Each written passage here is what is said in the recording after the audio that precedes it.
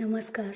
उम्मीद करती हूँ आप इस जादुई खिड़की का अनुभव बहुत एंजॉय कर रहे होंगे। आपको बहुत खुशनुमा लग रहा होगा। आपका स्वागत है इस नए पार्ट में। आज रात भर अंधेरे का इतना साथ था कि दिन का उजाला बहुत उजाला लग रहा था। लगा कि एक सूर्य से इतना उजाला नहीं हो सकता। 2 सूर्य होंगे। रघुवर प्रसाद छप छप पानी से डूबी सड़क पर जा रहे थे। डुबकी लगाते कदम थे। बरसात की सड़क पानी की सड़क हो गई थी।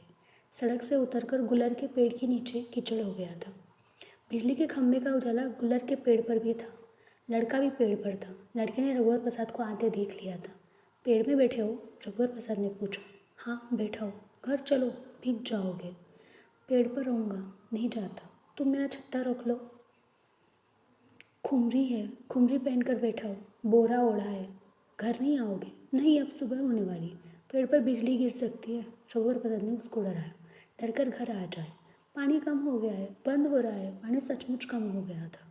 लड़का कुछ नीचे बैठा होता, रघुवर प्रसाद हाथ पकड़कर उसको नीचे उतार लेते। नहीं उतरोगे? नहीं। रघुवर प्रसाद लौट आए। रघुवर प्रसाद ने दरवाज़ा बंद किया। छत्ते से पानी टपक रहा था। छत्ता बंद कर रघुवर प्रसाद ने संभाल कर सोनसी को छत्ता और चप्पल पकड़ाया ताकि अम्मा पर पानी की बूंदें न पड़े। मोहरी के पास टिका कर रख दो। सोनसी ने मोहरी के पास चप्पल छत्ता रख दिया। अंगाछे से हाथ पैर पोंछकर रघुवर प्रसाद लेट गए। बत्ती बुझाकर सोनसी भी लेट गई। लड़का पेड़ पर नहीं है क्या? सोनसी ने पूछा। हे, खुमरी पहनकर बैठा है, बोरा भी ओढ़ा है। बहुत कहाँ पर नहीं आया। अब तो पानी बंद हो गया है। तुम भी सो जाओ, मैं उठा दूंगी। अम्मा की नींद फिर खुली। समय हो गया? अम्मा ने पूछा। नहीं अम्मा, थोड़ी देर और सोई रहो। रघुवर प्रसाद सो गए थे। खटपट में रघुवर प्रसाद की नींद खुली। जाने की सब तैयारी हो चुकी थी। 4 बजा था। अम्मा सोनसी ने नहा धो लिया था। हाथ मुँह धो ले, चाय बन रही है, अम्मा ने रघुवर प्रसाद से कहा। उठकर रघुवर प्रसाद खिड़की तक गए। खिड़की से बाहर हाथ निकाल कर देखा, पानी नहीं गिर रहा था। यह वाली बस ठीक है, छोटू स्कूल भी चला जाएगा। छोटू का रुकने का मन है अम्मा, सोनसी ने कहा। नहीं रुकेगा, उसको उठा दे। अम्मा ने कहा। अम्मा अपना छोला जमा रही थी। मैं उठा देता हूँ, रघुवर प्रसाद ने कहा। छोटू उठ, अम्मा जा रही है। रघुवर प्रसाद ने छोटू को उठाकर बैठा दिया। छोटू बैठे बैठे सोया रहा। लुढ़कने को होता तो रघुवर प्रसाद लुढ़कने नहीं देते। सोनसी यह देख रही थी। मत सताओ, सोनसी ने कहा और छोटू को उठाने लगी। बड़ी मुश्किल से छोटू उठकर खड़ा हो गया।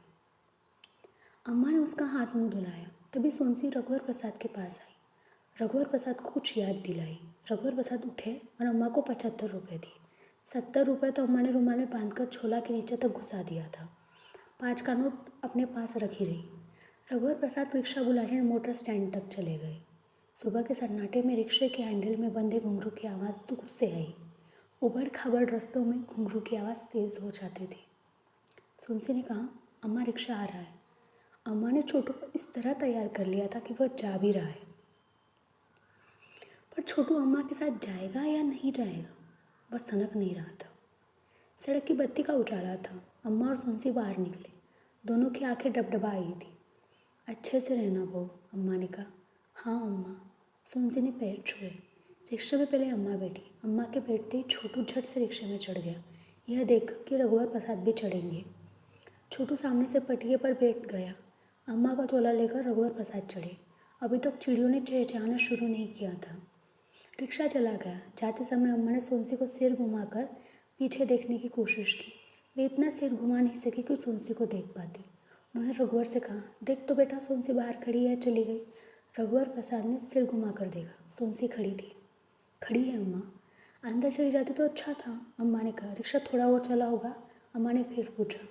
देख तो कि चली गई। देखा, रघुवर ने देखा कि सोनसी अब तक खड़ी थी। बिजली के खंभे का उजाला पड़ रहा था। वे कहने वाले थे कि शायद चली गई, पर तभी छोटू ने कह दिया, नहीं गई अम्मा। छोटू ने फिर कहा, अभी खड़ी है। छोटू ने फिर कहा, अभी भी खड़ी है। ठीक से देखने के लिए छोटू रिक्शे पर खड़ा हो गया। छोटू को ठीक नहीं दिख रहा था, पर उसने कहा, अम्मा नहीं जा रही है।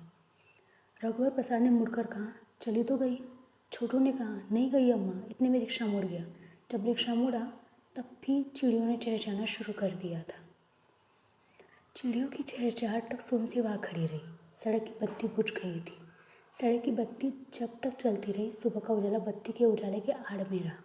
सड़क की बत्ती के बुझते ही आड़ चली गई थी। सुबह का उजाला दिखने लगा था। सुबह के सन्नाटे में मोटर जाने की आवाज़ थी। उसे लगा अम्मा बस स्टैंड तक नहीं पहुंची होगी और बस छूट गई। वह कुछ देर और खड़ी रह गई कि रिक्शा लौट रहा होगा, उसमें छोटू अम्मा भी होंगी। सुबह के उजाले में सब धुला हुआ दिख रहा था। गीले धुले कपड़े भी पानी से की गंध आती है। धुली हुई गंध पेड़ों, सड़कों, हवा, मकान, आकाश से आ रही थी। वह घर आ गई। बस में अम्मा के सामने अच्छी जगह मिल गई थी। छोटू खिड़की के पास बैठा था। अम्मा के साथ घर जाने की खुशी में वो बड़े भाई भाभी के पैर छूना भूल गया था। रघुवर प्रसाद ने अम्मा के पैर छुए। यह देख छोटू को रघुवर प्रसाद के पैर छूने की याद आई। अम्मा ने रघुवर को मुट्ठी में दबा 5 रुपये का नोट दिया।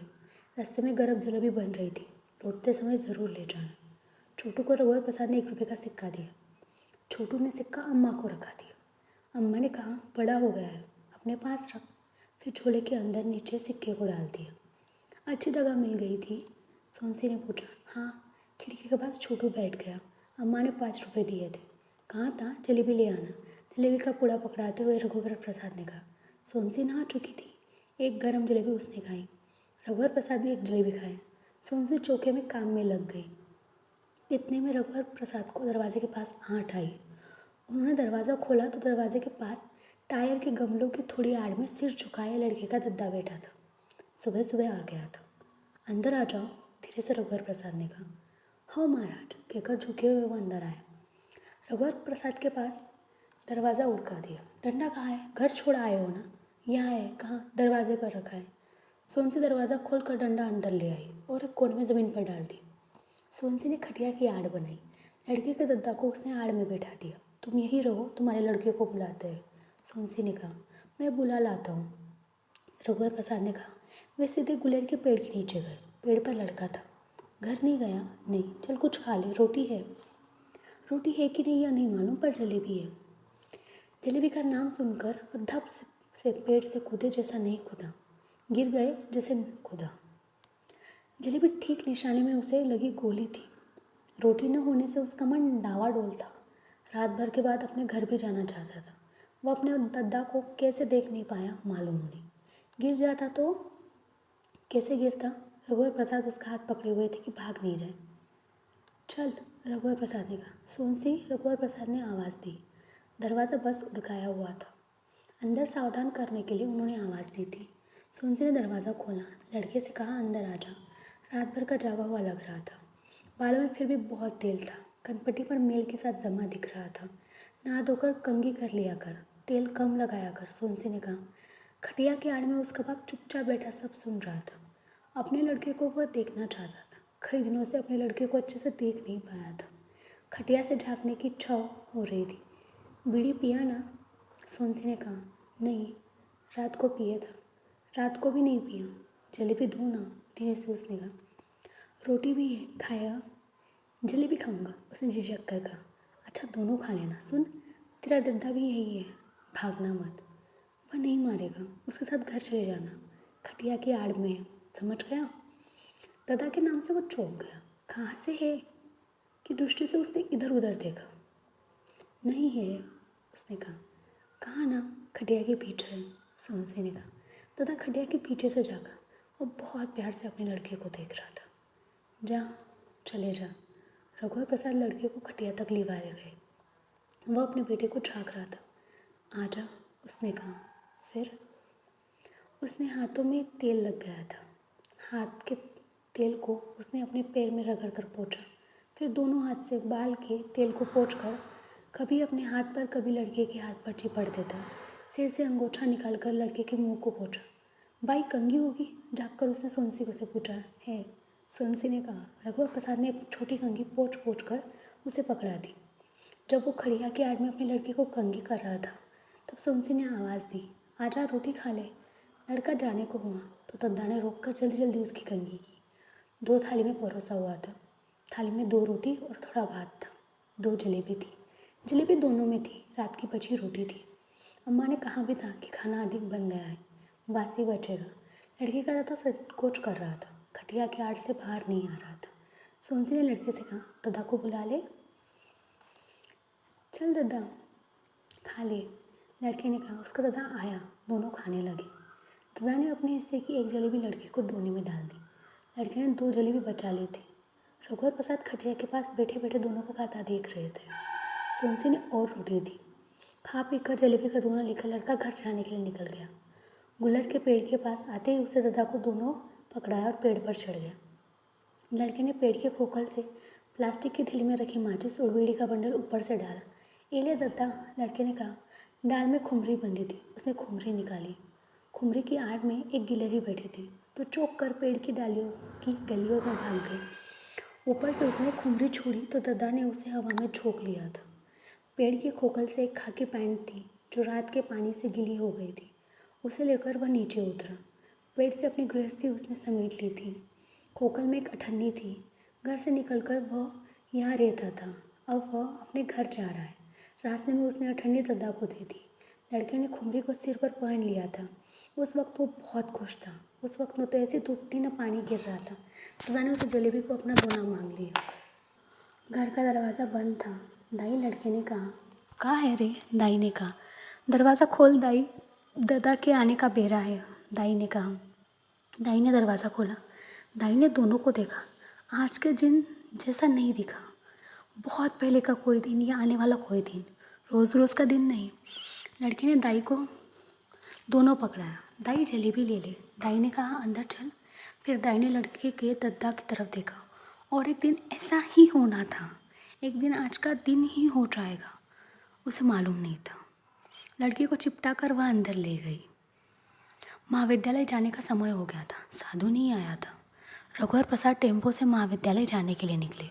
उन्होंने गुलर के पेड़ को देखा कि लड़का वहाँ नहीं होगा और लड़का उनको वहाँ दिखा। अब क्यों आ गया? बीड़ी की आदत छूटी नहीं?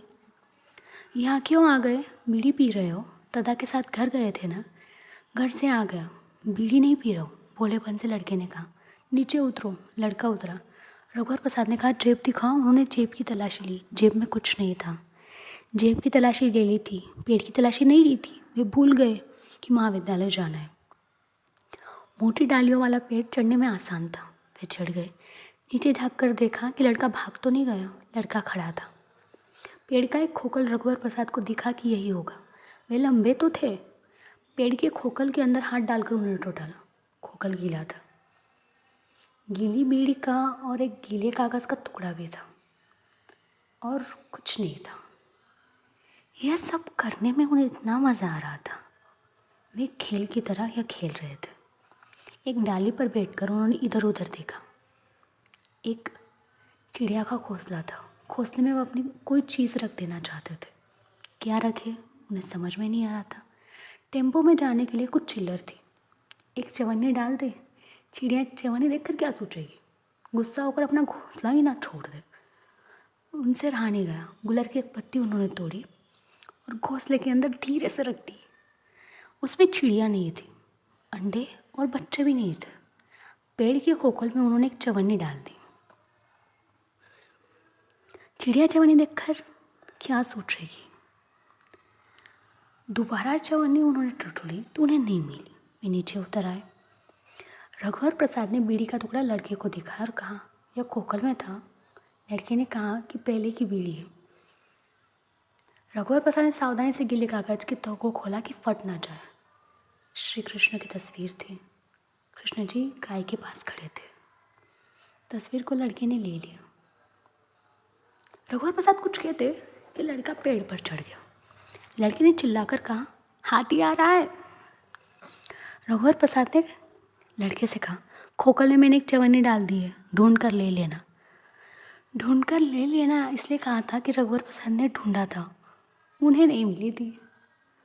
हो, लड़के ने चिल्लाकर कहा। रघुवर प्रसाद ने हाथी को देखा और गहरी सांस लेकर वहीं रुक गए कि हाथी उनकी तरफ आ रहा है। हाथी इस तरफ आ रहा था जैसे बीमार था। साधु के बीमार होने के कारण हाथी सावधानी से चल रहा, इसलिए बीमार लगा। लड़का पेड़ से उतरकर यह बताने चला गया कि रघुवर प्रसाद हाथी से गए। लौटकर वह फिर पेड़ पर बैठ गया और पेड़ पर छुपने के लिए नहीं बैठा था। उन्मुक्त था। एक बंद पेड़ से बाहर निकलकर उन्मुक्त पेड़ पर हवा से डालियाँ झूम रही थी, वह भी झूम रहा था।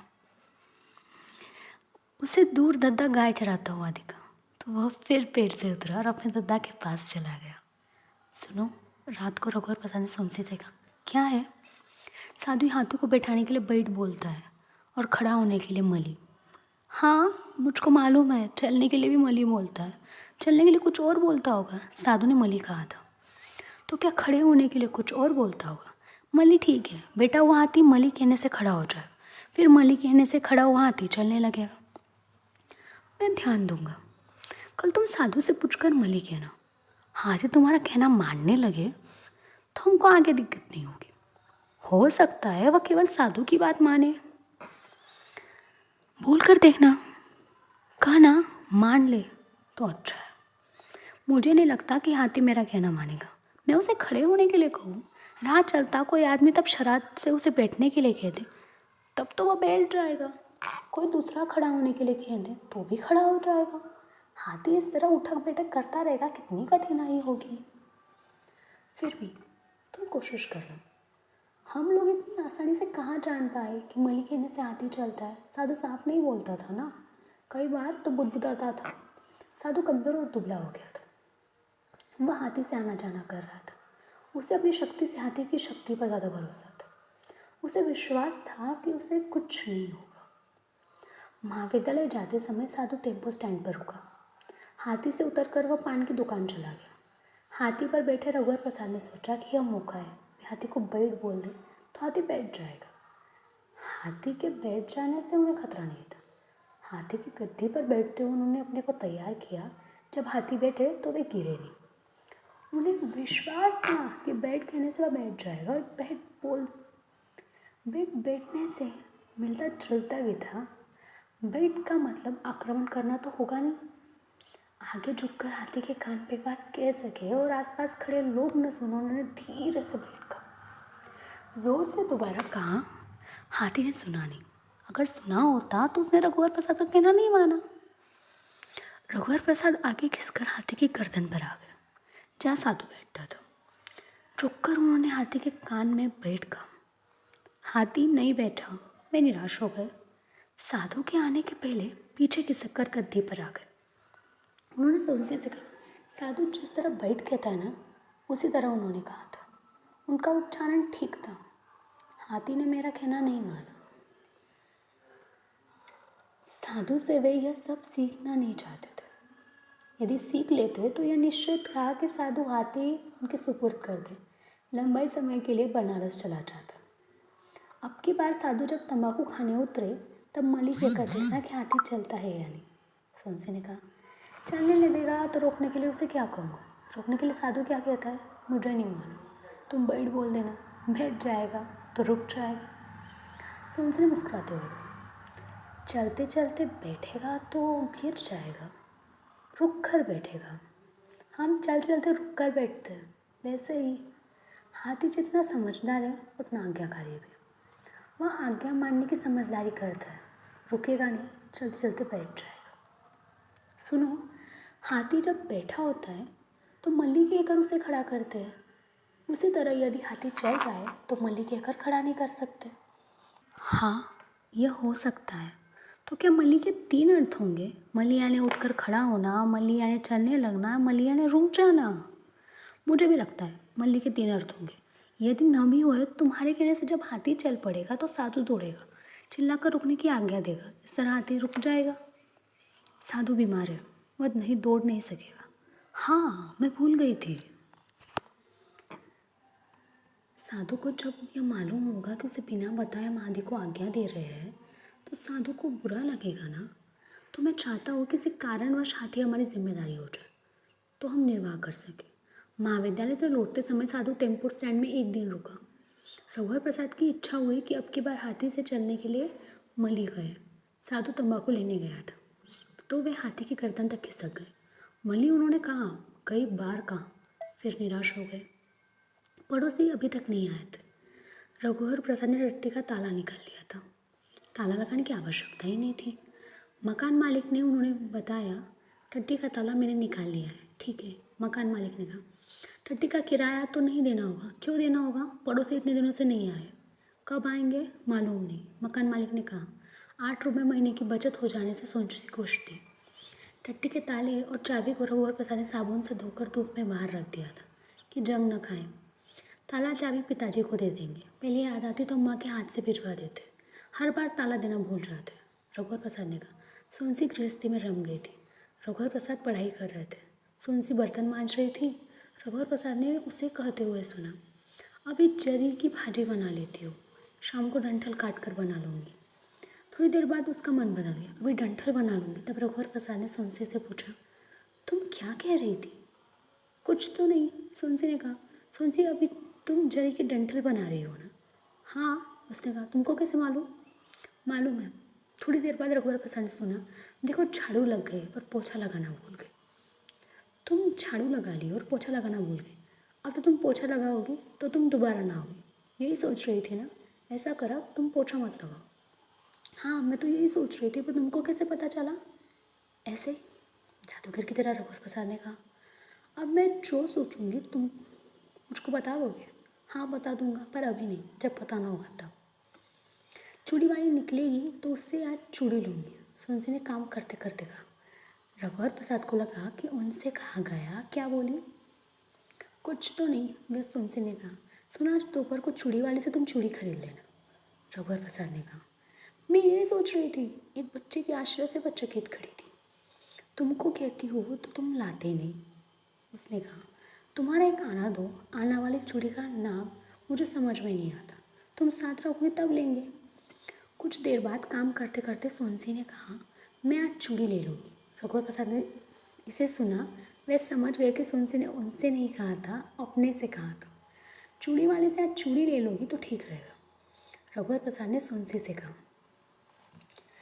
तुम मेरे मन की बात मत सुनो, मन की बात पर ध्यान दोगे तो अपनी पढ़ाई नहीं कर पाओगे। सोनसी आटा छान रही थी और सोच रही थी रघुवर प्रसाद पढ़ रहे थे, इसलिए वह रघुवर प्रसाद से बात नहीं कर पा रही थी। उसने सोचा कि वह रघुवर प्रसाद से पूछे कि बिजली के खंभे के नीचे लड़कों को पढ़ाते पढ़ाते बहुत थक जाते होंगे। आज सड़क की बत्ती चली जाए तो देर रात तक लड़कों को पढ़ाते, इसलिए बिस्तर पर लेटते ही नींद आ जाती है। रघुवर प्रसाद ठुड्डी पर हाथ धरे सोनसी को आटा छानते हुए और सोचते हुए देख रहे। उन्होंने भी सोचा आज रात लड़कों को छुट्टी दे देंगे। उन्होंने सोनसी से कहना शुरू कर दिया, मैं आज की रात, इसके आगे का जो कहना चाहते थे वह सोनसी से मुँह से निकला, लड़कों को छुट्टी दे दूँगा। इसके आगे का रघुवर प्रसाद ने नहीं कहा जो सोनसी कहना चाहती थी। आज रात रघुवर प्रसाद पूरा कह पाते कि सोनसी ने जल्दी से कह दिया, जागेंगे। यही कहना चाहते थे ना? हाँ, यही कह रहा था, पर कुछ और भी कहता। इसके बाद सोनसी ने चुपके से सोचा, चूड़ी अभी नहीं खरीदते, बाद में खरीद लेंगे। उसने चुपके से सोचा था, इसलिए रघुवर प्रसाद ने नहीं सुना। कैलेंडर जो हवा में फड़ फड़ रहा था, इससे अगले महीने की तारीख दिख जाती थी, आने वाले दिन दिख जाते थे। वर्तमान का सुख इतना था कि भविष्य आके उपेक्षित सा रास्ते में पड़ा रहता। जब तक वहाँ पहुँचो तो लगता खुद बेचारा रास्ते से हटकर और आगे चला गया। रघुवर प्रसाद ने किताब बंद कर दी। वह ऐसे उठे कि सपने में उठे। सोनसी को रघुवर प्रसाद के सपने में जाने की आहट हुई हो या आभास हुआ हो। वह आटे का हाथ धो चुकी थी। चौके के कपड़े से उसने हाथ पोंछ लिया था और वह भी स्वप्न में चली गई। 2 कदम रघुवर प्रसाद की तरफ खुद चली तो 2 कदम रघुवर प्रसाद के सहारे चली। उसका मन हुआ रघुवर प्रसाद उसे लेकर चले। सुनो, तुम चूड़ी वाली से ज़रूर चूड़ी खरीद लेना, रघुवर प्रसाद ने कहा। कितना भी संभालो टूट जाती है, अपने हाथों को देखते हुए उसने कहा। हो सकता है चूड़ियों का रिवाज एक प्रेमी से बनाओ और प्रेमिका कुछ काम ना करना पड़े और चूड़ियाँ टूट जाने से बचे। जाते जाते पेड़ वाले लड़के से कह देना कि दोपहर को चूड़ी वाले निकले तो रोक ले, मैं अंदर रहती हूँ, पता नहीं चलता। पेड़ पर लड़का होगा तो कह दूँगा। रघुवर प्रसाद ने देखा कि लड़का पेड़ पर था। क्या कर रहे हो? रघुवर प्रसाद ने पूछा। कुछ नहीं, दोपहर को चूड़ी वाली निकलेगी तो उसे रोक देना और सोनसी को बता देना। हाँ, रोक दूँ ना। चवन्नी निकाले थे? हो, निकाला था। खोखल में रखने के लिए एक स्लेट पट्टी और कलम ला दूँ? तुम ऊपर बैठे बैठे पढ़ना, नीचे बैठे सोनसी तुमको पढ़ा देगी। तुम्हारे साथ पेड़ की गिलहरी और कौवा भी पढ़ लेगा। मैं नहीं पढ़ूँगा, लड़के ने कहा। बीड़ी पिए थे? नहीं पिया था। रघुवर प्रसाद चले गए। पिताजी की चिट्ठी आई, सोनसी को गाँव बुलाया था।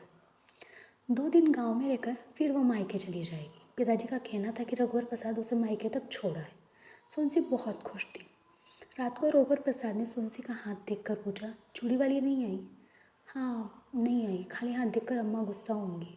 कल पहन लूँगी, अब इतनी जल्दी नहीं जाएंगे, परीक्षा सिर पर है। ऐसा करो, इस इतवार को गांव छोड़ दो, फिर दोबारा आकर मायका छोड़ देना। बार बार आने जाने से बहुत पैसे खर्च होंगे। अच्छा गांव छोड़कर आ जाना, वहाँ से कोई ले लिवाए जाएगा। तुम मुझको चिट्ठी लिखोगी? हाँ लिखूँगी, पहले कभी नहीं लिखी, क्या लिखूँगी? राजी खुशी मैं तुमको क्या कहकर लिखूँगी? जो अच्छा लगे। अम्मा पिताजी को क्या कहती थी मालूम है? नहीं, मालिक। तुम मुझको मालिक मत लिखना। मेरी सहेली अपने पति को श्रीमान जी लिखती। नहीं, श्रीमान जी मत लिखना, तुम पहले लिखना, तुम पहले लिखना। दोनों चुप हो गए। सोनसी सोच रही थी कि रघुवर प्रसाद यदि दोनों हाथ से चिट्ठी लिखेंगे तो पहचान जाएगी। बाएं हाथ से इतना लिखा है और दाहिने से इतना, और बाएं और दाहिने हाथ की लिपि को पढ़ते हुए जैसे रघुवर प्रसाद के आलिंगन में पढ़ रही होगी।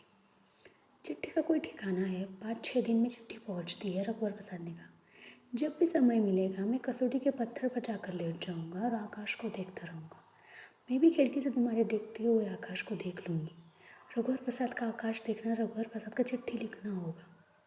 चंद्रमा सोनसी के लिए लिखा हुआ संबोधन होगा। तारों की लिपि होगी जिसे तत्काल सोनसी पढ़ लेगी। रघुवर प्रसाद कसौटी के पत्थर पर लेटकर एक बड़ा आकाश देखेंगे। बड़ा आकाश, लंबी चिट्ठी होगी। सोनसी खिड़की से छोटा आकाश देखेगी तो छोटी चिट्ठी होगी। आकाश एक दूसरे को लिखी चिट्ठी होगी। कुछ एक दिन से साधु नहीं आ रहा था। रघुवर प्रसाद टेम्पो से आना जाना कर रहे थे। महाविद्यालय से वे जल्दी लौटे थे। घर नहीं गए, सीधे खेरागढ़ बाड़ा चले गए। खेरागढ़ बाड़ा उजाड़ नहीं जगह थी। एक उजाड़ मकान था, उसके दालान में घुटने तक सिर रखे साधु बैठा था। मकान के आसपास छप्पर के बेंगलोरी खपरे टूटे बिखरे पड़े थे। खिड़की दरवाजे के पल्लों को उखाड़ कर चून भर लिया गया था। मकान के चारों तरफ इधर उधर घनी झाड़ियाँ थी। पहले इन झाड़ियों का तरतीबवार घेरा होगा। रघुवर प्रसाद को देख साधु बहुत खुश हुआ। उठकर उसने रघुवर प्रसाद को बोरे पर बैठाया। तबीयत ठीक नहीं है? रघुवर प्रसाद ने पूछा। अब ठीक है, वैद्य की दवाई से फायदा हुआ। उनका लड़का दवाई दे जाता है। मैं स्वस्थ हूँ, कहीं भी जा सकता हूँ। हाथी के पैर में भी घाव हो गया था, वो भी ठीक है। घाव को मैंने लोहे की छड़ से दाग दिया था। रघुवर प्रसाद हाथी के पास गए तो साधु भी आ गया। पैर के नाखून के पास घाव था, कैसे लगा होगा? रघुवर प्रसाद ने सोचा। जंजीर से कैसे बांधते हो? रघुवर प्रसाद ने सब समझने के लिए पूछा था। जंजीर में अकोड़ा है, फंसा देता हूँ। साधु ने कहा, मैं चाहता हूँ हाथी से छोड़ देता हूँ। अब ठीक है, हाथी पैर पर जोर कम देता है, मैं चला जाता हूँ।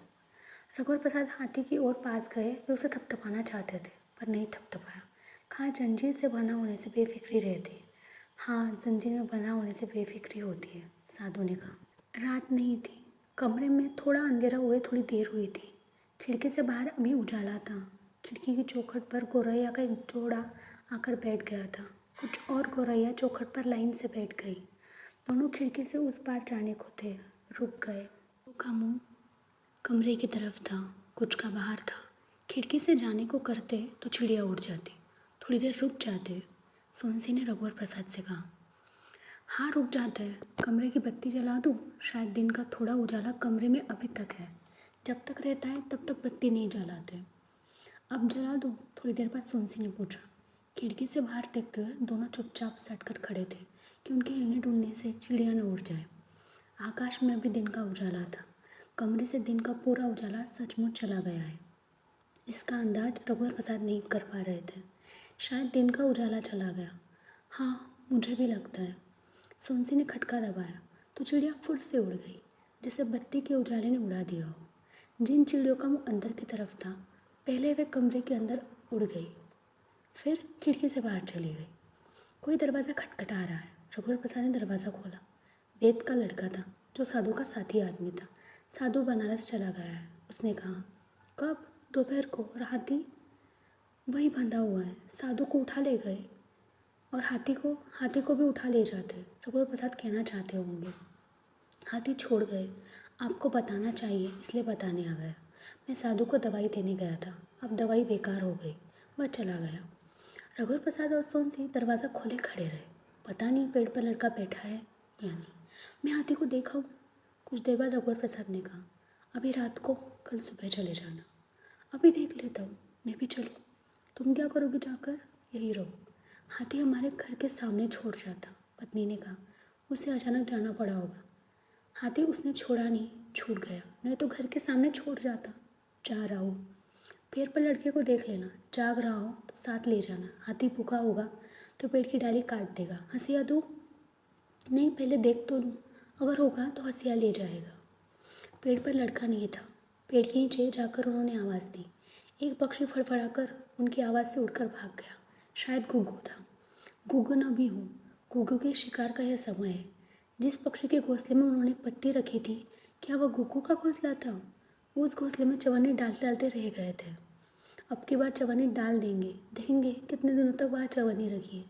जैसे गुल्लक में जमा करते हैं वैसे घोंसले में जमा कर देंगे। ज़रूरत पड़ने पर लक्ष्मी के वाहन के घोंसले से अपनी चवन्नी ले आएंगे। वहीं से उन्होंने सोनसी से कहा, नहीं है। उन्होंने धीरे से चिल्लाया था। फिर रात के सन्नाटे में नहीं है दूर तक चला गया। सोनसी ने भी बहुत आगे गया। सोनसी तो यह जान गई कि पेड़ पर लड़का नहीं है। एक आदमी जो अपने घर के सामने बैठा था नहीं है, वो उसने भी सुना। सुनकर यह स्वाभाविक तौर पर बोल पड़ा था, कौन नहीं है? रघुवर प्रसाद खैरागढ़ बाड़ा की तरफ चल पड़े थे। सोनसी घर के अंदर चली गई थी। कौन नहीं है, यह रघुवर प्रसाद ने सुना था, पर उन्होंने जवाब नहीं दिया था।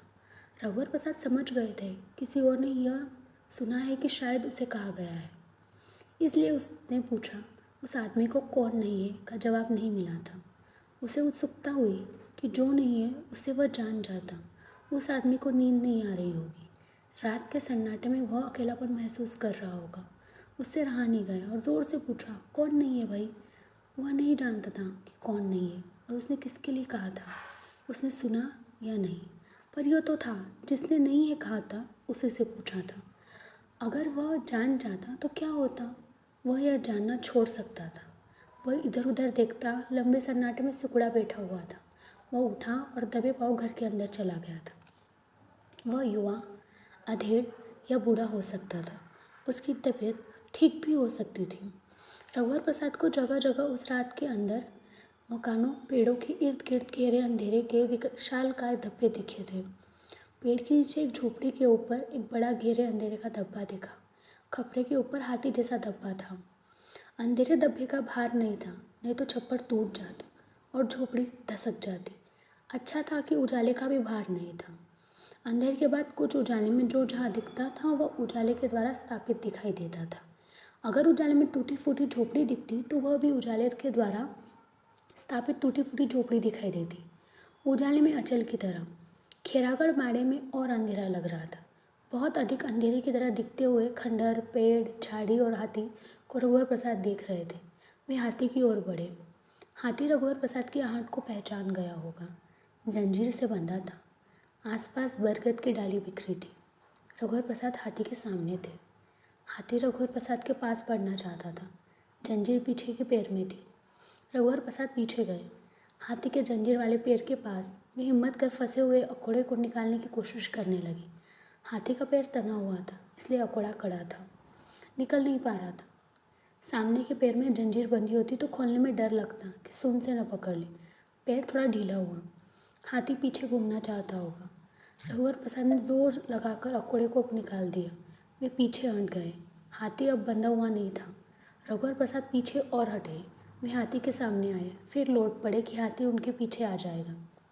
उस एक हाथी को खोल देने की उन्हें इतनी खुशी हो रही थी कि अंधेरे में इधर उधर उनके आगे पीछे अंधेरे का स्वतंत्र हाथियों का जुलूस निकला हुआ लग रहा था। तब भी वे पीछे मुड़कर देख लेते थे कि हाथी उनके पीछे आ रहा है या नहीं। थोड़ी देर तक तो उनको लगा कि हाथी उनके पीछे आ रहा है। वे तेज़ी से घर की ओर बढ़ गए। सोनसी ने तुरंत दरवाज़ा खोल दिया था। अंदर जाकर उन्होंने दरवाज़ा बंद करते हुए कहा कि उन्होंने हाथी को खोल दिया है। वे खुश थे। क्यों खोल दिया? बंधा था इसलिए। कब तक बंधा रहता? वहाँ जाकर उसकी देखभाल कर लेते। वहाँ जाकर उसकी देखभाल करते नहीं बनता।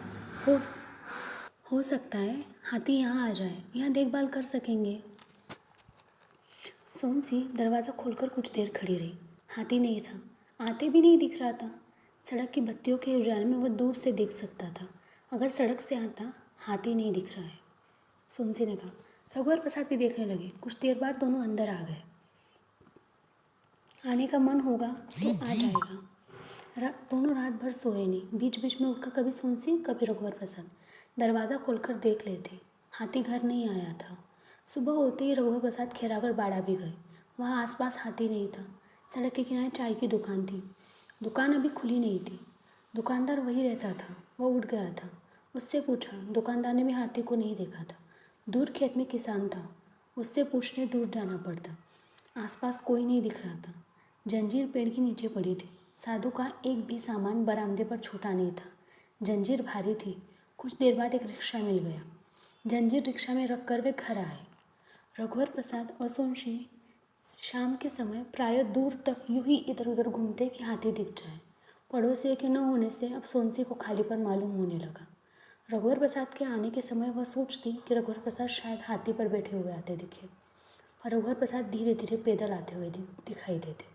पिता की चिट्ठी फिर आई थी। बहू को पहुंचा दो। यह भी लिखा था कि रघुवर प्रसाद को छुट्टी न मिल रही हो तो बहू को बस में बैठा दो, अकेली चली जाएगी। सोनसी अकेले जाने को तैयार थी। सोनसी ने खुशी खुशी तैयारी की। एक छोटी टीन की पेटी और एक झोला, इतना सामान था। सोनसी अकेले जा रही थी। रघुवर प्रसाद रिक्शा बुला लाए। रघुवर प्रसाद ने सोनसी के खर्च के लिए 20 रुपया दिया था। अम्मा को देने के लिए 50 रुपया दिया। रिक्शे में बैठने के लिए पहले सोनसी ने रघुवर प्रसाद का हाथ पकड़कर पूछा, गुस्सा हो? नहीं तो, रघुवर प्रसाद ने कहा। सोनसी सोने का कड़ा पहनी थी। चूड़ियों से हाथ भरा था। पैर की उंगलियों में बिछिया थी। बस छूटने को थी। रिक्शा में बैठे रघुवर प्रसाद ने हाथ के इशारे से ड्राइवर को रुकने के लिए कहा। सोनसी को चढ़ाकर वे जैसे ही उतरे, बस रवाना हो गई। उतरते समय सोनसी ने उतावली से कहा था, तुम लिवाने आओगे? नहीं आ पाऊँगा, छोटू के साथ आ जाना, रघुवर प्रसाद ने कहा। बस इस तरह रवाना हुई जैसे सोनसी को छीन कर ले गई। लौटते समय घर आने का पहले वे गुलर के पेड़ की ओर चले गए। पेड़ पर लड़का नहीं था। घर के अंदर जाने का मन नहीं हो रहा था। बैठ जाने की इच्छा हो रही थी। कुछ देर बाद जब घर गए तो खटिया के पास पर दूल्ही बनियान चड्डी टंगी दिखी। सोनसी ने नहाकर बदलने कहा था। वे तालाब नहीं गए। बाल्टी में पानी भरा था, वही नहाने लगे। नहा धोकर जब कंघी कर रहे थे तब खिड़की से आती हवन की सुगंध थी। खाने का समय नहीं हुआ था। भूख भी उन्हें नहीं लग रही थी। तब भी वे खाने की तैयारी करने लगे। पूरी तरकारी थी। थाली कटोरी सोनसी अलग निकाल कर रख गई थी। आज का दिन था। महाविद्यालय जाने के लिए वे पहले ही निकल गए। रात भर अंधेरे का इतना साथ था कि दिन का उजाला उन्हें बहुत उजाला लग रहा था। उन्हें लगा एक सूर्य से इतना उजाला नहीं हो सकता। 2 सूर्य होंगे। सूर्य के डूबने के बाद जितना अंधेरा होता है वह एक सूर्य के डूबने से नहीं हो सकता। कम से कम 2 सूर्य डूबते होंगे। वे टेम्पो के लिए 1.5 घंटा पहले आ गए। ताड़ के पेड़ों की पत्तियों की तरफ उनकी दृष्टि गई थी। उस पर दृष्टि पड़ने पर ताड़ के चारों पेड़ों को उन्होंने एक साथ पेड़ जैसा देखा। पेड़ों को अलग वे नहीं देखे। हाथी आता हुआ दिख सकता था। हाथी पर साधु भी बैठा हुआ दिख सकता था। परंतु यह सब हो सकने के पहले बीच में खाली टेम्पो आ गया था और वे बैठ गए। महाविद्यालय में विभागाध्यक्ष भी पहले आ गए थे और वे बैठ गए थे। रघुवर प्रसाद विभागाध्यक्ष से बात करना चाहते थे। काम में व्यस्त विभागाध्यक्ष ने उनकी तरफ ध्यान नहीं दिया। रघुवर प्रसाद से कक्षा में तख्ते पर बाएं हाथ से लिखते नहीं बन रहा था। चौक बार बार टूट जाती थी। वे दाहिने हाथ से लिखकर पढ़ाते रहे। रात को रघुवर प्रसाद की नींद खुली। कुछ देर बिस्तर पर पड़े रहे, फिर उठे। दरवाज़ा खोलकर बाहर आए। सड़क के किनारे नीम के पेड़ के नीचे खड़े रहे। सड़क की बत्ती का उजाला उन तक नहीं पहुंच रहा था। उनका मन हुआ रात के सन्नाटे में बोले, नहीं है। इस समय अपने घर के बाहर दूर वही आदमी भी देर से बैठा होगा जिसने पहले रघुवर प्रसाद के नहीं है को सुना था। तब उसने कहा था, कौन नहीं है भाई? रात का वैसा ही वातावरण था। गुलर के पेड़ से एक पक्षी यूं ही फेर उड़ा था। अब की बार रघुवर प्रसाद को देखकर उड़ गया हो। पेड़ पर लड़का नहीं होगा, नहीं है जैसा वातावरण गहराया हुआ था। घर के सामने बैठे हुए आदमी को दूर से लगा होगा कि दूर दरवाज़ा खोलकर कोई बाहर आया है। उससे रहा नहीं गया। उसने सोचा पूछा जाए, कौन नहीं है? उसने ज़ोर से कहा, कौन नहीं है? रघुवर प्रसाद ने सुना होगा, जवाब में उनके मुंह से निकला, सोनसी नहीं है। कातर मन से निकला हुआ कि सोनसी नहीं है, जो भी हो उसने सुना। वह आदमी ठंडी सांस लेकर सिर हिलाकर थोड़ी देर बैठा रहा होगा। संतुष्ट हुआ सा कि उसे उत्तर मिल गया। वह घर के अंदर चला गया होगा।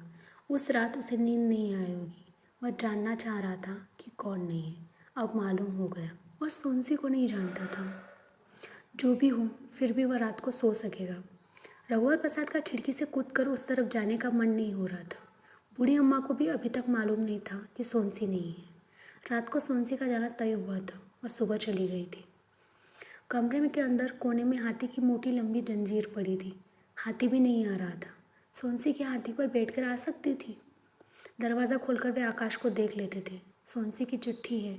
सोनसी भी देख लेती होगी, रघुवर प्रसाद की चिट्ठी है। कभी आकाश में बहुत तारे होते, कभी इक्के दुक्के दिखाई देते। इक्के दुक्के तारों का आकाश लिखने का समय नहीं मिला, जैसा या थोड़ी थोड़ी लिखी जा रही चिट्ठी जैसा था। महाविद्यालय जाते समय वे गुलर के पेड़ के पास से होते हुए निकले। उन्होंने सिर उठाकर पेड़ को झाँक लिया कि लड़का नहीं है, कोई पक्षी भी नहीं था। पेड़ों लोगों के बीच केवल वही है और कोई नहीं, जैसे अस्तित्व से वे सड़क पर चले जा रहे थे। लोग नहीं है, जैसे लोग उनके पास से आ जा रहे थे। टेम्पो नहीं है, जैसे एक दो खाली टेम्पो गुजर गए। टेम्पो रघुवर प्रसाद के लिए भी रुकने को हुआ था। एक टेम्पो में वे बैठ गए। उन्हें मालूम नहीं हुआ कि वे टेम्पो में बैठ गए। महाविद्यालय वे आते थे और उन्हें मालूम नहीं होता था कि महाविद्यालय आ जाते हैं। लड़कों को पहले जैसा अच्छा पढ़ा देते थे और उनको पता नहीं चलता था। सब काम पहले जैसा चल रहा था, जैसे कुछ भी नहीं चल रहा था। सोनसी ने सकुशल पहुँचने की चिट्ठी आ गई थी। छोटू ने चिट्ठी लिखी थी। शायद अम्मा ने लिखवाई हो या सोनसी ने। सोनसी लिख देती। रात के 8 बजे भात बना खाकर वे खिड़की से कूदे। बूढ़ी अम्मा की झोपड़ी की ओर से चूल्हे के धुएं की गंध आ रही थी। कुछ ठंडी हवा चल रही थी। आसपास कहीं पानी गिरा होगा। आकाश में बिजली चुपचाप चमक जाती थी। कड़कने की आवाज़ नहीं आती थी, इतना सन्नाटा था। बिजली के चमकने से अंधेरे में जो दिख जाता था वह दिखने के भ्रम जैसा सचमुच दिखता था, फिर अंधेरे में उसी समय नहीं दिखा जैसा हो जाता था। शायद उन्होंने अपने लिए ही कहा हुआ था, सोनसी नहीं है। उसके उत्तर में सिर हिलाकर उन्होंने धीरे से कहा, हाँ, सोनसी नहीं है। उन्हें मालूम नहीं था कि उन्हें पगडंडी पर चलना था, पर पगडंडी को मालूम था, इसलिए वह रघुवर प्रसाद के चलने के रास्ते पर थी। रघुवर प्रसाद को टीले पर आना था। वह रघुवर प्रसाद को यह नहीं मालूम था, टीले को मालूम था। इसलिए जहाँ रघुवर प्रसाद आए थे वह टीले पर था। तालाब रघुवर प्रसाद के निहार में था। तालाब में तारों और चंद्रमा की परछाई पड़ी कि रघुवर प्रसाद के निहार में हूँ। जुगनू रघुवर प्रसाद के सामने से होकर गए। कमल के फूल रघुवर प्रसाद को देखने के लिए चंद्रमा के उजाले में थे। रघुवर प्रसाद एक किसी भी चट्टान पर लेट गए। चट्टान पर बैठ गए थे जो कसौटी की चट्टान थी। वे कसौटी की चट्टान पर लेट गए। चट्टान ठंडी थी, चट्टान चिकनी थी, इसलिए गड़ नहीं रही थी। रघुवर के प्रसाद की नींद सुबह खुली। वे कतरी ओढ़े हुए थे। बूढ़ी अम्मा रात को निकली होगी। रघुवर प्रसाद को सोया देखकर घर से कतरी लाई होगी। सुबह हो जाने के बाद बादलों से सूर्य देर से निकला था और पक्षी देर से चहचहाए थे, इसलिए रघुवर प्रसाद देर तक सोए। इधर उधर की जगह अभी अभी गोबर से लिपी गई थी, अल्पना और रंगोली थी। यहाँ की सब जगह सोनसी का रास्ता देख रही थी। सुबह उठकर रघुवर प्रसाद को लगा देर हो गई। वह दोतोन कुल्ला करने लगे। कुल्ला करके उठे थे कि बूढ़ी अम्मा चाय लेकर आ गई। रघुवर प्रसाद ने इस तरह चाय ली कि बूढ़ी अम्मा ने तब प्यार से रघुवर प्रसाद के सिर पर हाथ रखा था। चाय पीकर रघुवर प्रसाद ने बूढ़ी अम्मा को सोनसी कब आए की तरफ देखा। 2-1 दिन में आ जाएगी की तरह जवाब में बूढ़ी अम्मा ने रघुवर प्रसाद की तरफ देखा। बूढ़ी अम्मा ने कहा, भात खा कर जा। रघुवर प्रसाद ने हाँ कहा। महाविद्यालय के बरामदे में एक साइकिल 2-4 दिन से लावारिस पड़ी थी। गणित विभाग के दरवाजे के सामने ही बरामदे से टिकी थी। विभागाध्यक्ष का ध्यान एक दिन गया था। साइकिल से आने की आदत न होने के कारण वे ही भूल गए होंगे। आपकी है? बरामदे में साइकिल को दिखाते हुए विभागाध्यक्ष ने रघुवर प्रसाद से पूछा। रघुवर प्रसाद ने सिर हिलाकर नहीं कहा, ऐसा तो नहीं, 2-1 दिन पहले साइकिल लाए हो और भूल गए। विभागाध्यक्ष ने फिर पूछा, नहीं सर, मैं तो रोज़ टेम्पो से आता हूँ। चपरासी से पूछते हैं। चपरासी को बुलाकर उन्होंने पूछा, यह किसकी साइकिल है? 2 दिन से पड़ी है। 4 दिन से तो मैं देख रहा हूँ महाराज, चपरासी ने कहा। तो बताना नहीं था? विभागाध्यक्ष ने इधर उधर और लाइन की खड़ी कुछ साइकिलों को देखा और इनमें भी एक आध भूली हुई साइकिल हो। रघुवर प्रसाद, याद करो, क्या 4 दिन पहले तुम साइकिल से आए थे? नहीं। याद करिए। याद है, इस साइकिल का ताला खुला है। रघुवर प्रसाद ने फिर कहा, ऐसे में इसकी चोरी हो सकती है। चोरों की साइकिल की चोरी। साइकिल में ताला लगाकर या भूल जाता हूँ। विभागाध्यक्ष ने कहा, पता नहीं किसकी साइकिल है। रघुवर प्रसाद बड़बड़ाए, किसकी भी हो, अब चोरी नहीं जानी चाहिए। रघुवर प्रसाद, तुम साइकिल में ताला लगाओ और चाबी अपने पास रखी। नहीं, मैं साइकिल रखने के लिए थोड़ी कह रहा हूँ, चाबी रखने के लिए कह रहा हूँ। रघुवर प्रसाद को बार बार लग रहा था कि विभागाध्यक्ष उनसे साइकिल रखने को कह रहे ताकि वह साइकिल से आना जाना करते रहे। इसलिए उन्होंने कहा, मैं दूसरे की भूली हुई साइकिल नहीं चलाऊँगा। रघुवर प्रसाद, भूली हुई साइकिल चलाते चलाते याद आ जाएगी कि तुम्हारी साइकिल है, तब तुम याद की हुई साइकिल चलाते रहना। चपरासी देख रहा था कि गाय भैंसों का झुंड यहाँ साइकिलें खड़ी हैं। वह पहुँच रहा था। भैंस के धक्के से एक भी साइकिल गिरेगी तो सब साइकिलें गिर जाएंगी। चपरासी सोच रहा था कि विभागाध्यक्ष को बता दे कि गाय गोरू से साइकिल गिर जाएगी। वह अकलाने भी जा रहा था, पर जानबूझकर नहीं गया। उसे लग रहा है कि गाय भैंस साइकिल को बचाकर चढ़ती रहे। ऐसा हुआ भी। गलत तो बरामदे के आखिर में बैठी हुई गाय थी। बरामदे पर बैठी हुई गाय कोई गाय भूल गया जैसी बैठी थी। जिसकी गाय है उसे याद आएगी तब हकाल कर ले जाएगा। याद किया हुआ जो दुनिया में है उससे अधिक भुला हुआ दुनिया में था। आज का दिन था। महाविद्यालय जाने के लिए रघुवर प्रसाद खड़े हुए। ताड़ के पेड़ों को उन्होंने देखा, पर उन्हें यह मालूम नहीं था कि उन्होंने ताड़ के पेड़ों को देखा है। हाथी के आने की दिशा से उन्होंने उसी तरफ एक साधु को साइकिल पर आते देखा। वह हाथी वाले साधु जैसा दिखा कि हाथी के चले जाने के बाद अब साइकिल पर आ रहा हो। दाढ़ी होने के कारण चेहरे में समानता थी। नाक नक्श जिसमें अंतर होता वह एक ऐसी दाढ़ी में छुप होते। समीप आने पर मालूम हुआ कि दूसरा साधु है। साधु ने साइकिल खड़ी की। रघुवर प्रसाद की तरफ उसने मुस्कुरा कर देखा। वह तंबाकू खाने रुका था। उसके मुस्कुराने से रघुवर प्रसाद का मन खटका था कि साधु उसे साइकिल पर बैठने के लिए न कहते। हाथी तो तब भी ठीक था। साइकिल पर डबल सवारी महाविद्यालय जाने में मेहनत लगती। हवा विपरीत दिशा की थी। साधु जब गया तब ऐसा नहीं लगा कि एक साइकिल की जगह साइकिल के जाने के लिए निकल आई है। जब वह था तब भी आसपास बहुत साइकिलों की जगह थी। टेम्पो कुछ देर से आया था। रघुवर प्रसाद टेम्पो से साइकिल वाले साधु से बहुत आगे निकल गए थे। महाविद्यालय पहुंचकर उन्होंने ध्यान दिया कि बरामदे वाली साइकिल वहाँ नहीं थी। रघुवर प्रसाद ने चपरासी से पूछा। चपरासी को भी नहीं मालूम था। उससे रहा नहीं गया। उन्होंने विभागाध्यक्ष से पूछा, साइकिल दिख नहीं रही है, क्या आपने उसे सुरक्षित रखवा दी है? नहीं तो, वहाँ नहीं है क्या? नहीं, गंभीर होकर रघुवर प्रसाद ने कहा। तब तो चोरी चली गई। साइकिल में ताला लगाकर रख देना था। मैं भूल गया। मैं भी भूल गया। अब क्या करें? जिसकी साइकिल थी वही ले गया हो। अगर ताला लगा देते वो अपनी साइकिल नहीं ले जा पाता। हो सकता है। रघुवर प्रसाद सोच रहे थे कि साइकिल साधु की होगी जिसे उन्होंने आज साइकिल पर जाते हुए देखा था। 4 दिन के लिए अपनी साइकिल छोड़कर चला गया और कल उठा ले गया। मैंने आज एक साधु को साइकिल चलाते हुए देखा था। हाथी वाला नहीं, दूसरा साधु। शायद वह साइकिल वाला साधु हो। महाविद्यालय की तरफ जा रहा था। अच्छा, विभागाध्यक्ष ने कहा। तंबाकू खाने पान की दुकान में रुका था। आपसे साइकिल पर बैठने के लिए तो नहीं कहा? नहीं, वह हाथी वाला साधु का भाई लग रहा था। साइकिल पर बैठकर हाथी को ढूंढने आया हो। आपसे साइकिल पर बैठने के लिए कहता तो क्या आप बैठ जाते? नहीं, यह जाती होती। डबल सवारी में मेहनत लगती है। यदि समय कम होता तो शायद बैठ जाता। आधी दूर मैं भी डबल चलाता। उसके कैरियर की बरगद की डाल तो नहीं लदी थी क्योंकि दृष्टि से रघुवर प्रसाद ने विभागाध्यक्ष की तरफ देखा। साधु की साइकिल बरगद की डाल खाती हो। महाविद्यालय के आगे तालाब में जहाँ साधु हाथी नहलाता था वह साइकिल वाला साधु साइकिल नहलाने जा रहा होगा। रघुवर प्रसाद साइकिल को नहलाने के बदले धोने भी कह सकते थे। शायद इसी जवाब में विभागाध्यक्ष ने कहा, नहलाने जा रहा होगा? नहीं, नहलाने जा रहा होगा। जी? रघुवर प्रसाद कुछ समझे नहीं। रघुवर प्रसाद, देखना, आजकल में तुम्हारे घर के सामने कोई अपनी साइकिल लावारिस छोड़कर चला जाएगा। क्यों? ऐसे ही। उसे रेलगाड़ी से इलाहाबाद या काशी जाना हो तब क्या करेगा? साइकिल में ताला लगाकर वो अपने घर में नहीं रख लेगा। घर कहाँ? डेरा होगा, पेड़ के नीचे खंडर के बरामदे में। वहाँ से साइकिल चोरी चली जाएगी। साइकिल से परेशानी नहीं होगी। घर के बाहर चाहे 1 या 2 साइकिल छोड़ दे। साइकिल धूप पानी खाती है, बाहर खड़ी रहेगी। तुमको यह अच्छा नहीं लगेगा और तुम उसे घर के अंदर रख लोगे। नहीं, मैं पुलिस में रिपोर्ट लिखा दूंगा, घर के अंदर नहीं रखूंगा। रघुवर प्रसाद सोच रहे थे, साइकिल वाला साधु और हाथी वाला साधु दोनों एक दूसरे को जानते होंगे। वे किसी साइकिल से महाविद्यालय गए तो रास्ते में अचानक साइकिल वाला साधु उनके साथ हो जाएगा।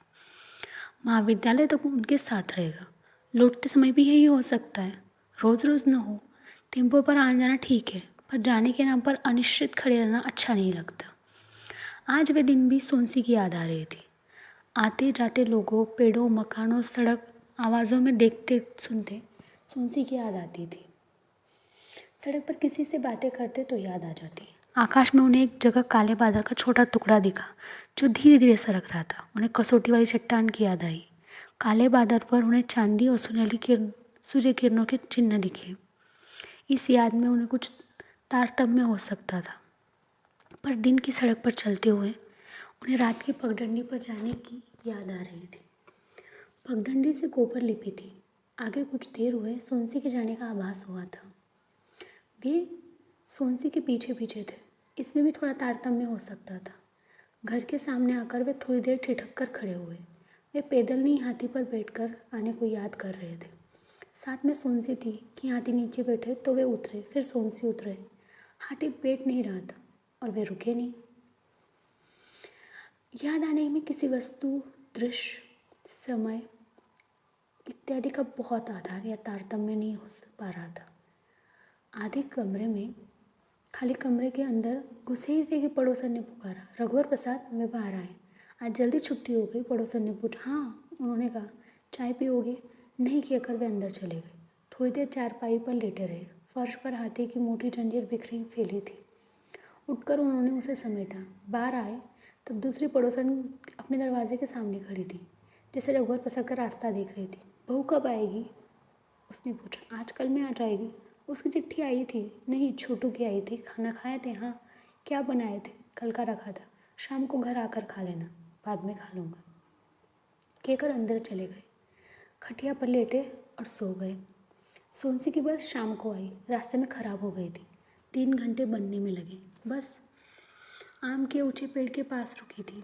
बस के रुकते ही पेड़ से एक बंदर बस की छत पर कूद गया था। सामान उतारने के लिए कुली जब बस में चढ़ने लगा तब उसने बंदर देखा। एक झुकी आम की डाल पर कूदकर बंदर भाग आया। बस के ऊपर सामान लदा था। बोरों में भटे, गोभी, मिर्ची भरी थी। सोनसी ने रास्ते पर जगह जगह बंदर के झुंड दिखे थे। एक बार चलती बस के सामने 2 बंदरों ने एक के पीछे एक सड़क पार की थी। बस स्टैंड एक छोटा खाली मैदान था, जिसके चारों तरफ ज़्यादातर आम के पेड़ थे। पेड़ों में तोते बैठे हुए थे। झुंड के झुंड तोते आते जाते, झुंड के झुंड उड़ जाते थे। 2 एक तोते रह जाते थे। पेड़ के नीचे एक टोकरी में ताजे जाम लेकर जाम वाली बैठी थी। एक तोता जाम की टोकरी में आकर बैठ गया था और जाम को कुतरने लगा था। कुतरा हुआ जाम अंदर से लाल दिखने लगा था। तभी तोता अचानक उड़ गया। जाम वाले ने भगाया नहीं था, बल्कि तोता चौंक कर उड़ न जाए इसलिए हिलडुल भी नहीं रही थी और मूर्तिवत बैठी थी। जब तोता उड़ गया तो जाम वाली तोते के अटकाए जाम को खाने लगी। सुनसी बस से उतरी। पिछोरी ओढ़े खड़ी थी कि एक रिक्शा वाला रिक्शा लेकर आया। भैया, बस से साइकिल उतरवा देना, रिक्शे वाले ने उससे कहा। बस से ऊपर चढ़े कुली ने रिक्शे वाले को साइकिल पकड़ाई। रिक्शे वाले से साइकिल गिरते गिरते बची थी। तब साइकिल को सोनसी ने भी संभालने की कोशिश की थी। सोनसी पेटी झोला लेकर रिक्शे में बैठ गई थी। तब रिक्शे वाले ने साइकिल रखी। साइकिल पकड़े सोनसी बैठी थी। रिक्शा के चलते ही तोते का एक झुंड रिक्शे के ऊपर से उड़ा था। तोते का झुंड सोनसी के घर की तरफ उड़ा था। सोनसी ने दूर से घर को देखा और उसने गहरी सांस ली। सांस लेने से उसे किसी फूल की सुगंध आई थी। घर पहुंचते पहुंचते शाम हो गई थी। आते जाते कहीं रास्ते में रघुवर प्रसाद को देख लेती, ऐसा वह कर रही थी। रिक्शे वाले को वह रास्ता बताते जा रही थी। घर का दरवाज़ा बंद था। साइकिल नीचे उतार कर हैंडल में झोला टांग कर रिक्शा वाला चला गया। पेटी को सोनसी ने उतारा था। पेटी लेकर वह दरवाजे के पास आई तो एक के बाद एक पड़ोसन ने दोनों दरवाजे खुल गए। सोनसी बहुत खुश थी। बड़ी देर लगा थी, मुस्कुराकर पड़ोसन ने कहा। बड़ी जल्दी आ गई, दूसरी पड़ोसन ने हंसते हुए कहा। सोनसी ने दोनों के पैर छुए और चुपचाप खड़ी रही। वह स्वस्थ और अधिक सुंदर लग रही थी। कमरे के अंदर रघुवर प्रसाद की आवाज़ नहीं थी। खिड़की से उस तरफ चले गए होंगे। खिड़की से कूदकर दौड़ते हुए रघुवर प्रसाद के पास जाने वाली वो उतावली से शांत खड़ी थी। अंदर आओ ना, एक पड़ोसन ने कहा। अंदर जाने के लिए उसे 3 कदम चलना पड़ता। दूसरी पड़ोसन को दया आ गई। उसने कहा अच्छा जा, और अपना दरवाज़ा धीरे से बंद कर लिया। दूसरे ने भी दरवाज़ा बंद कर लिया। सोनसी ढेर सारी चूड़ी और झुन झुन वाली पैर पट्टी पहनी थी। दबे पाँव वह 3 कदम चली। दरवाज़ा खुला था। रघुवर प्रसाद खटिया पर लेटे लेटे सो गए थे। उसने धीरे से पेटी को अंदर रखा, दरवाज़ा बंद किया। साइकिल बाहर ही रह गई थी, उसमें ताला नहीं था। साइकिल में पिछोड़ी और छोला लटका रह गया था। रघुवर प्रसाद के पास गई, धीरे से वह लेट गई। रघुवर की प्रसाद की पेट जहाँ उगारी थी वहाँ उसने अपना हाथ छुआ है और बिना हिले डुलोए कई दिनों की थकी उसे नींद आ गई। आधी रात को रघुवर प्रसाद को सोते हुए मालूम हुआ कि सोनसी आ गई और उनके पास सोई है। उन्होंने बहुत गहरी नींद में और भी गहरी नींद में सोई सोनसी से कहा, मुँह इधर कर लो। सोनसी करवट लेकर रघुवर प्रसाद की तरफ घूम गई। सोए रघुवर प्रसाद ने सोई सोनसी को चूमा तो सोनसी हवा में तैरने लगी। रघुवर प्रसाद को हवा में तैरना नहीं आता था। वे डूब गए। हवा में डूबते हुए वे गहरी गहरी सांसें ले रहे थे। पानी में तो डूबे नहीं थे जिसमें सांस रोकना पड़ता। सोनसी ने नींद में ही चूड़ियों के हाथ को उनके ऊपर खिसकाकर कस दिया था कि बजे नहीं। हवा के किनारे जब सोनसी लगी तो वहाँ एक ठंडी हवा का झोंका रखा हुआ था। उसमें रात रानी की गंध भरी थी, जैसे ठंडी हवा के झोंके की पोटली में रखी हो। ठंडी हवा के झोंकों के चारों तरफ गंध का जंगल था। इस गंध का स्पर्श जंगली और खुरदरा था, जैसे खरोच आ गए। सोती हुई सोनसी से रघुवर प्रसाद नींद में बड़बड़ाए, रात रानी। इससे सोनसी ने पानी सुना। उसे उठने की इच्छा नहीं हो रही थी। वह शायद सपने में थी, इसलिए सपने में उठने लगी हो और रघुवर प्रसाद को पानी पीना है। जिस आकार में सोनसी लेटी हुई थी उससे उसी तरह के सटे आकार में रघुवर प्रसाद थे और सोनसी का आकार रघुवर प्रसाद के आकार से बंधा हुआ था। रघुवर प्रसाद को खोलते सोनसी से नहीं बन रहा था। रघुवर प्रसाद से बंधे हुए उसने हाथ लटकाकर टटोला कि रघुवर प्रसाद ने पानी का लोटा रखा हो। पानी का लोटा नहीं था। तभी उसने ज़मीन पर पड़े हुए एक कपड़े के पहनावे को टटोला तो उसका पोलका था। वो पोलका उठाकर पहनना चाहती थी पर सो गई। लटके हाथ से पोलका धीरे धीरे छूट गया। चलो उठो, रघुवर प्रसाद ने कहा। सोनसी ने सुना, मत उठो। रघुवर प्रसाद उठना चाहते थे। सोनसी को अपने से खोलने का मन भी नहीं हो रहा था। तब सोनसी ने कहा, तुम मुझसे गुस्सा हो? मैं आज महाविद्यालय नहीं जाऊंगा। महाविद्यालय जल्दी जाऊंगा। सोनसी ने सुना। क्यों? सोनसी ने पूछा। ऐसे ही। रघुवर प्रसाद ने कहा, सुनो, मैं पिता की साइकिल ले आई हूँ। कहाँ है? उत्सुकता से उन्होंने पूछा। वे जल्दी से उठे थे। खटका जलाकर देखा, कमरे में साइकिल नहीं थी। बाहर तो नहीं रह गई? ताला भी नहीं लगाई हुई?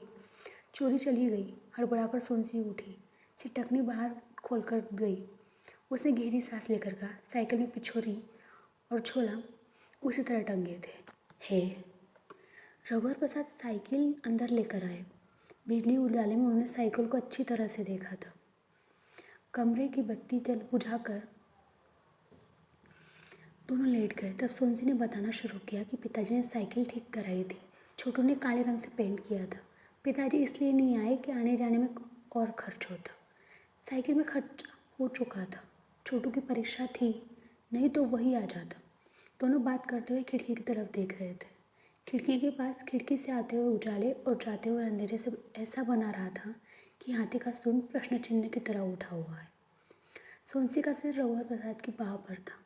वह बोली, हाथी उठा लो, दुख रहा होगा। रघुवर प्रसाद ने सोनसी को उठने नहीं दिया। कहा, नहीं दुख रहा है।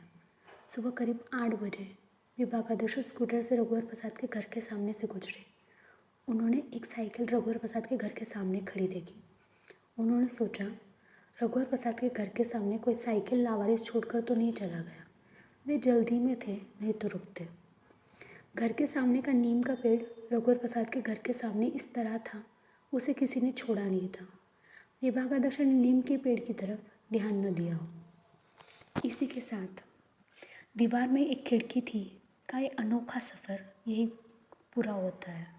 मिलते हैं एक नए किताब के जादुई सफ़र पर।